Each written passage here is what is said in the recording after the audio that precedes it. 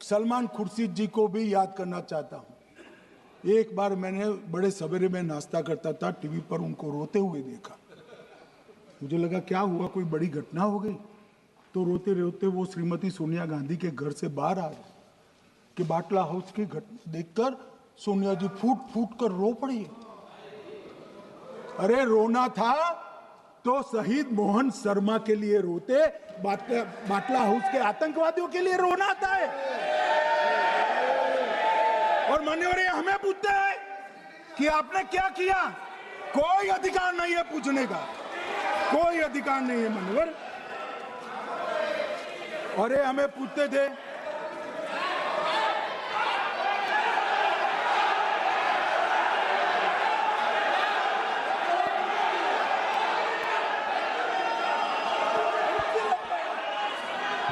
मान्यवर, अभी 25% बाकी।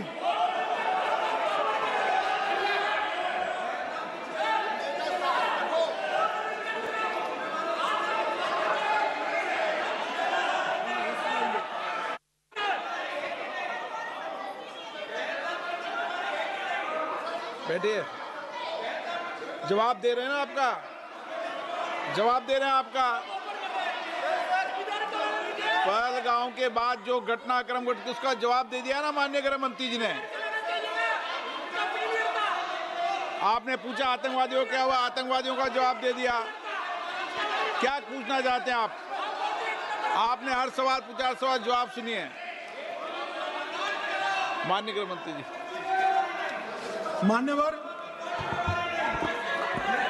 मान्यवर इन लोगों को कल ऐसा था कि ये जो बेसरन के गुनहगार है वो पाकिस्तान भाग गए। तो बड़े आवाज से पूछते थे, भाग गए भाग गए भाग गए, गृह मंत्री क्या करता है, जिम्मेदारी ले। हमारी तो सेना ने ठोक दिया, सीआरपीएफ ने ठोक दिया मान्यवर। अब मेरा तो जवाब बनना ना देता है ना वो मांगना बनता है। मगर मैं उनको कुछ पूछना चाहता हूं।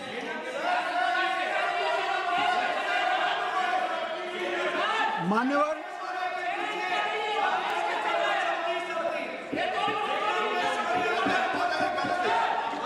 प्लीज, मारेगी तो सेना है ना, सेना अब ऐसे भी मारेगी ना।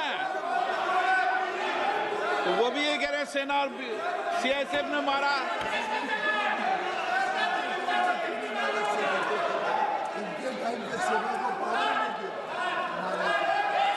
मान्यवर ये कहते हैं, साहब इसको बिठाओ जरा।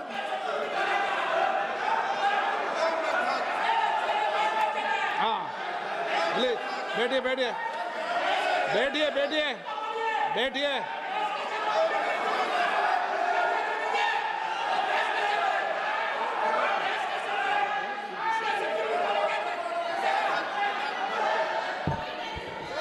सबको मान्यवर ये लोग मुद्दा उठाना चाहते हैं तो जरूर उठाए। मैं आज सुबह ही सलमान खुर्शीद जी का वो इंटरव्यू मेरे मोबाइल में रिजर्व कर आया हूं। आप जब भी कहोगे ये पूरे टीवी पर बताने के लिए मैं तैयार सेव कर आया हूं। इनकी इच्छा है तो कल एक समय तय करिए, यहां बता दीजिए चारों टीवी में, और देश की जनता भी देख ले।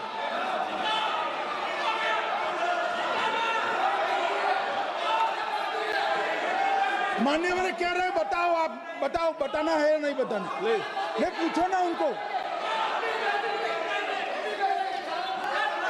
Please please.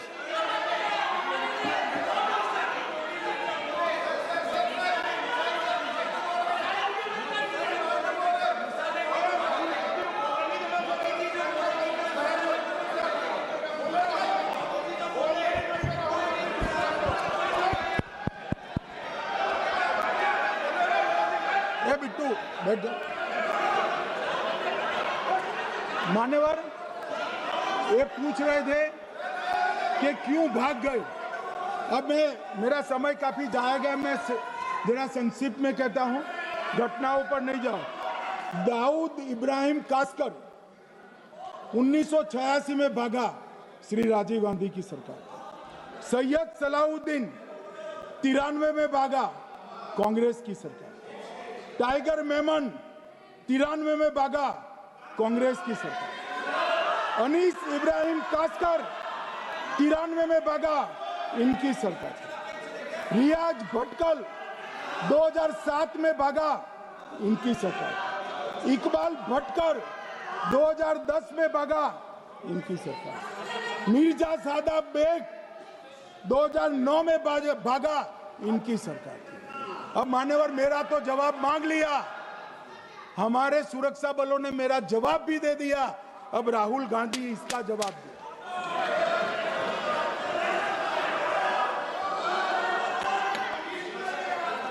मान्यवर अब मैं कश्मीर के विषय में मैं बात करना चाहता हूं। कल कहते थे कि गृह मंत्री ने भाषण किया था कि 370 की कलम जाएगी तो आतंकवाद कम हो जाएगा। क्या हो? मान्यवर मेरा हिसाब देना बनता है। हम भारतीय जनता पार्टी के कार्यकर्ता हैं, ये नरेंद्र मोदी जी की सरकार है, हम जवाबदेह होते हैं जनता के प्रति, संसद के प्रति और देश के हितों के प्रति। मैं आज देश की जनता के सामने 2004 से 14 और 2015 से 25 10-10 साल का लेखा जोखा रखना चाहता हूं।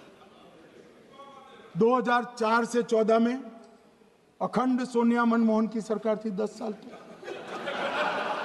और 15 से 25 अखंड रूप से नरेंद्र मोदी जी की सरकार। कश्मीर में टेरर इंसिडेंट 7217 हुए थे 2004 से 14 में।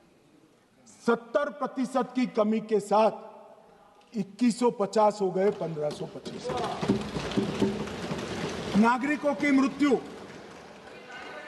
2004 से 14 में 1770 हुई, 2015 से 25 में कम होकर 357 हो गई, 80%। सिक्योरिटी फोर्सेस की मृत्यु 1060 हो गई उस वक्त, और हमारे समय में 542 हुई, और टेररिस्टों की मृत्यु में 123% की वृद्धि हुई। ये हमें पूछ रहे हैं क्या हुआ? आंकड़े से भाग नहीं सकते भाई, आंकड़े से भाग नहीं सकते। और अब मैं कहता हूं कि धारा 370 ने कश्मीर में आतंकवादी इकोसिस्टम को नष्ट कर दिया है, जिस धारा 370 को आपने इतने साल तक बचा कर। हमने जीरो टेरर प्लान बनाया है, एरिया डोमिनेशन प्लान बनाया है, मल्टी लेवल डिप्लॉयमेंट किया है, सुरक्षा जेलें बनाई हैं, 98% ट्रायल अब वीडियो पर हो रहे हैं, हमने संचार साधन बसाए हैं, और 702 फोन विक्रेता जेल में डाले, 2667 सिम कार्ड बन गए। हमने, एक जमाना था साहब 10-10 हजार लोगों के जनाजे निकलते थे, पूरे देश ने घटनाएं देखी होगी, बुरहान वानी मर गए, फला मर गए, ढिका मर गए, 10-10 हजार। अब जो मारा जाता है उसको वही दफना दिया जाता है। किसी भी आतंकवादी को उसका महिमा मंडन करने के लिए जनाजे की इजाजत नरेंद्र मोदी के शासन में नहीं। मान्यवर, आतंकवादियों के सगे वाले और समर्थक चुन चुन कर हमने नौकरियों से निकाले, पासपोर्ट रद्द कर दिए हैं, गवर्नमेंट कॉन्ट्रैक्ट रद्द कर दिए हैं, 75 से ज्यादा आतंकी समर्थकों को कोर्ट से ऑर्डर लेकर सरकार से बर्खास्त कर दिया गया है। बार काउंसिल उनके समर्थकों से भरी थी, सस्पेंड कर नया लोकप्रिय चुनाव हमने कराया है।